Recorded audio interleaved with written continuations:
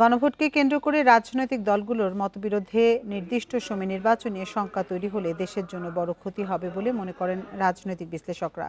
মতবিরোধ দূর করতে সরকারকে উদ্যোগ নেওয়ার তাগিদ তাদের। পাশাপাশি জোর দিয়েছেন দলগুলোর দায়িত্বশীল ভূমিকার উপর। বিজলি কেবলসের স্কিন কোটেড ইনসুলেশন আগুন প্রতিরোধী। বিজলি কেবলস, নিরাপদ আজীবন। 7 মাস সংলাপের পর গত 17 অক্টোবর প্রধান উপদেষ্টার উপস্থিতিতে রাজনৈতিক দলগুলো জুলাই সনদে স্বাক্ষর করে। এতে সংস্কারের প্রস্তাব ছিল 84টি। পিআর পদ্ধতিতে উচ্চকক্ষ গঠন, তত্ত্বাবধায়ক সরকারের গঠন পদ্ধতি সহ 15 প্রস্তাবে বিএনপির নোট অব ডিসেন্ট রয়েছে। 28 অক্টোবর ঐকমত্য কমিশন সরকারের কাছে যে সুপারিশ দিয়েছে তাতে যুক্ত সনদে নোট অব ডিসেন্ট থাকলেও নেই জুলাই সনদ বাস্তবায়ন আদেশের খসড়ায়। খসড়া অনুযায়ী গণভোট হবে আদেশ এবং এই তফসিলের ওপর, থাকবে না নোট অব ডিসেন্ট। বিএনপি একে প্রতারণা আখ্যা দিয়ে নির্বাচনের দিনে গণভোট চেয়েছে, আর জামায়াত চেয়েছে নোট অব ডিসেন্ট মুক্ত তফসিলের ওপর নভেম্বরে গণভোট। এনসিপিও নোট অব ডিসেন্ট চায় না গণভোটে। এ নিয়ে বিরোধ চলছে দলগুলোর মধ্যে।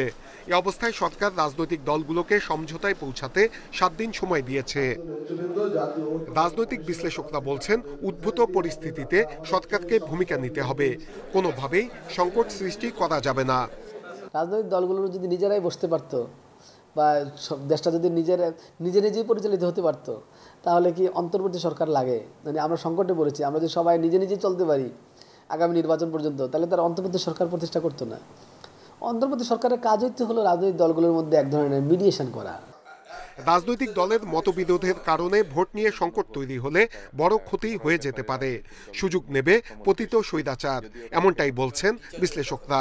আমরা মনে করি যে রাজনৈতিক দলগুলোর মধ্যে যে প্রতিক্রিয়া এবং জনগণের যে আকাঙ্ক্ষা, জাতীয় নির্বাচন যথাসময়ে অনুষ্ঠানের যে আকাঙ্ক্ষা, সবগুলো মাথায় রেখে এই সরকারকে অত্যন্ত দায়িত্বশীল একটা সিদ্ধান্ত গ্রহণ করতে হবে। কোনো ধরনের যদি ভুল সিদ্ধান্ত হয় তাহলে সেই সিদ্ধান্তটি বা কোনো রকমের জনপ্রত্যাশার সাথে যদি সঙ্গতিপূর্ণ না হয় তাহলে এটি আমাদের দেশের জন্য খুব ক্ষতি হতে পারে।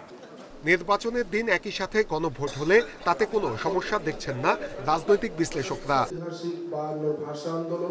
নূরে আলম, ইন্ডিপেন্ডেন্ট নিউজ, ঢাকা।